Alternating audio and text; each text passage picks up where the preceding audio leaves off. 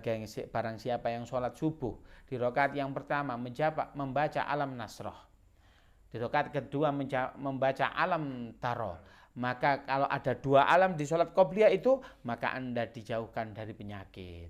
Alhamdulillah, coba aja jenengan alam nasroh, kemudian alam taro. Yang kedua, sholat apa lagi? Sholat duha.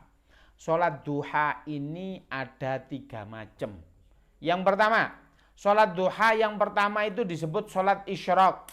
Sholat isyraq itu kalau per hari ini yaitu 6.45 atau 44 menit. Lah barang siapa, kata hadisnya, kata Rasulullah, man shallal ghadati, barang siapa yang sholat jamaah, barang siapa yang sholat subuh berjamaah, summa yaqudu, kemudian dia duduk itu santai di masjid tapi gak ngerasani tonggone, ya kan? Duduk atau tilawatul Quran sampai waktu isyraq. Kemudian disambung dengan sholat 2 rakaat, maka pahalanya haji dengan umroh. Bukan seperti, kalau ini ada rumah seperti istana negara. Tapi kan bukan istana negara, seperti kata Rasulullah, tamatun. Berarti apa? Pahalanya plek kedeplek, bukan ATM, ATP tadi ya. Maka plek kedeplek, pahalanya begitu. Wah, pahalanya gede. Maka sholat fadilah sholat duha yang pertama itu. Fadilah sholat yang kedua.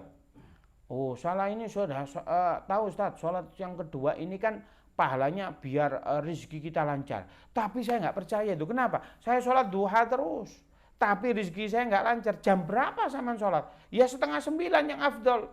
Ternyata bukan. Fadhail yang 8:30 antara jam 8 8:30 itu apa? Menutupi amaliyah kita yang kurang sempurna. Sembahyang kurang sempurna, tubuh kita ini belum ada zakatnya, tubuh kita itu belum bersedekah dan lain sebagainya, maka kita sempurnakan di sholat yang 8:30 itu. Baru sholat duha yang jam 11 siang, maka itu fadhailnya yaftahu babur rizq, maka Allah akan membukakan pintu rezeki. Jadi apa? Jenengan kalau sholat duha pengen pintu rezeki, ya sholatnya jam 11. Kalau ingin fadhailnya menutupi amaliyah kurang, ya jam 8 sampai 8:30. Kalau jenengan mendapatkan pahala haji dan umroh, maka waktu isyraq. Tapi syaratnya bukan sholat isyraq toh, tapi sholatnya syaratnya digabung sholat subuh sampai isyraq. Nah, begitu ya. Baik. Itu beberapa kaifiyat. Kaifiyah sholat berjamaah yang fardu, tadi yang sunnah. Ini contoh, barang siapa yang sholat isya berjamaah, maka dia terhindar dari kata-kata stempel munafikun. Antum terbebas dari kata-kata munafikun kalau antum sholat isya berjamaah. Yang kedua, maka fadhailnya orang sholat isya berjamaah kas-sholati nisful lail. Maka separuh malam itu kayak jenengan sholat lail semua. Loh, sholat lail itu separuh. Saya ini sholat tahajud itu paling suwe, gaya-gayaan 1/2 jam. Lah ini antum separuh apa jadi? Separuh malam, sewengi tet, separuh sewengi, itu Anda dikategorikan qiyamul lail. Lah sholat subuh kemudian berjamaah, maka qatulul lail. Seperti apa? Satu malam full Anda qiyamul lail. Maka aja sampai kehilangan sholat yang begitu luar biasa itu tadi. Itu adalah kaifiyatus sholat. Kemudian ada sholat yang hukumnya wajib tetapi ada kaitannya dengan amaliyah lain. Kalau amaliyah lain tadi jenengan tidak melakukan, maka sholatnya tidak sah. Apa itu? Yaitu sholatul jum'ah. Sholat jum'ah itu hukumnya wajib, tetapi di dalam wajib itu ada kewajiban yang lain. Apa? Yaitu siapa yang sholat, maka dia wajib mendengarkan khutbah. Bukan khutbah nikah, khutbah Jumat. Nanti bab khutbah Jumat ini macam-macam, ada syarat dan rukunnya gitu. Jika seorang khotib tidak memenuhi syarat dan rukunnya, maka ini batal. Batal makmu apa? Batal kabeh, enggak karu-karuan. Saya itu pernah diantaranya rukunnya khutbah itu pakai wasiat takwa. Nah, kemudian apa? Khotib ini gawayah, buah saya gak karu-karuan. Waduh ini kok tak tunggu sampai terakhir, ternyata beliau nggak pakai wasiat takwa. Kemudian apa? Setelah salam, karena saya keluar dari masjid itu masjid yang lain sudah sholat Jumat. Saya bagaimana? Sholat zuhur. Setelah sholat zuhur saya tunggu di situ sampai nggak ada orang. Ini loh, nasihatin orang itu jangan depan orang lain. Kalau jangan depan orang lain menjatuhkan marwah beliau, jangan. Ustadz, waalaikumsalam, ngapunten saya mau nanya. Oh iya, ada apa ini? Iya, ini barangkali saya nggak paham. Apakah ini ada madhab baru? Maksudnya baru saya ketahui atau enggak? Kenapa? Setahu saya di beberapa fikih itu wasiat takwa itu menjadi rukun. Kok tadi jenengan itu enggak ada? Barangkali ada dasar hukum yang belum saya ketahui. Oh enggak, Masya Allah, saya lupa. Wah, lupa sak masjid, lupa Pak, sampean kandhani salat zuhur bareng. Maka jangan meremehkan salat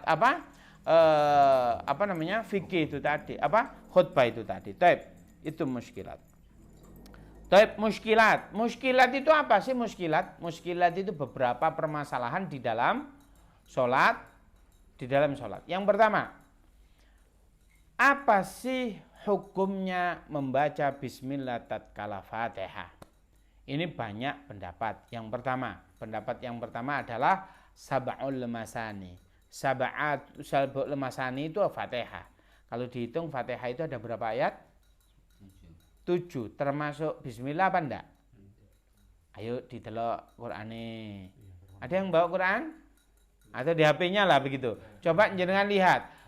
Bismillah itu katute ayat pertama apa enggak? Hah? Dilihat dulu, kurang dilihat enggak namanya. Tak ngopi dulu saya. Ayo. Fatihah, jangan Al-Baqarah nanti kepanjangan. Ikut. Ikut. Sehingga pendapat yang pertama, ya bismillah katute Fatihah. Ya, itu ya. Pendapat yang pertama, enggak apa-apa, jangan ikut pendapat kedua. Pendapat kedua, dihitung ikut, tetapi dibacanya sir. Ya boleh, Anda ikut yang mana boleh. Ya, ada yang enggak baca Fatihah menganggap bismillah itu tidak bagian daripada suratul Fatihah. Terbukti apa? Di beberapa surat juga ada bismillah dan tidak dikategorikan ayat yang pertama. Kalau Fatihah, kalau jumhur banyakkan ulama ya tidak banyakkan berimbang, tapi kebanyakan pakai bismillah. Karena apa? Kalau sifatnya imam jahar ya enggak apa-apa. Taib, jenengan pakai yang mana boleh. Mau jahar, mau sir, atau berkeyakinan tidak membaca boleh. Taib. Itu masalahnya. Apakah boleh wiritan setelah sholat itu jahar apa sir? Kira-kira wiritan ini bagaimana yang bagus? Jahar atau sir? Sir. Oh, berarti dua-duanya mari jahar sir. Pindu dong. Nah ini gimana? Atau ya wes berarti zuhur, jahar, asar, sir gitu. Atau gimana? Nah, ternyata apa? Inilah zikir setelah sholat itu tidak ada hubungannya dengan sholat. Sebab definisi sholat tadi apa? Bada'a, dimulai dari takbiratul ihram, diakhiri dengan salam. Berarti mari salam, sampean ojo wiritan buka HP, boleh apa tidak? Loh, dari pacar saya. Iya Beb, saya habis ini pulang masih wiritan. Boleh enggak? Boleh. Lah ngono kok wiritan antum masalah no. Padahal Rasulullah itu pernah zikirnya jahar, boleh sir. Tetapi bab sholat, zikir setelah sholat itu pernah ada sahabat bertanya kepada Rasulullah. Ya Rasulullah, saya ini ngiri dengan orang kaya. Lah kenapa? Saya sholat, orang kaya juga bisa sholat. Kalau orang kaya puasa, saya juga bisa puasa. Ini fair ya Rasulullah, tetapi ada yang tidak fair. Mereka bisa sedekah, saya nggak bisa, yang aku melarat ya Rasulullah. Kata Rasulullah, mau nggak kamu ku ajarin? Ku ajarin apa? Amalan yang dikategorikan, kalau kamu amalan ini kamu baca, kategorinya ke Anda seperti sedekah. Ya mau ya Rasulullah. Apa itu? Bacalah setelah sholat apa? Subhanallah 33 kali, Alhamdulillah 33 kali, Allahu Akbar 33 kali, La ilaha illallah 30. Maka kalau wiritan itu ojo ditambah, ojo dikurangi 33, maka Anda kategorinya sedekah. Tetapi wong melarat ini ngeyel. Loh gimana tuh 3 hari? Ya Rasulullah, perkataan jenengan sekarang viral. Sehingga wong soge-soge ku ya wiritan pisan gimana ya? Ya wis ndak apa-apa lah, padha wiritan tidak masalah. Makanya wiritan ini tidak untuk orang miskin, tetapi seluruh umatnya Nabi Muhammad itu kalau bisa setelah sholat jangan lamcing. Apa? Mari sholat, mari salam langsung plencing. Oke ya? Oke. Ada cerita sahabat. Sahabat itu ada namanya sahabat namanya Sa'ban. Sa'ban itu setiap sholat dia di shaf yang pertama sebelah kanan pojok kanan. Lah beliau itu senantiasa sholat istiqomah, nggak pernah bolong. Dan sholatnya di shaf pertama. Antum tahu pahala shaf yang pertama itu dikatakan oleh Rasulullah, seandainya umatku tahu ada orang fadilahnya sholat yang pertama di shaf pertama, maka saat durunge sholat pasti perang dhisik.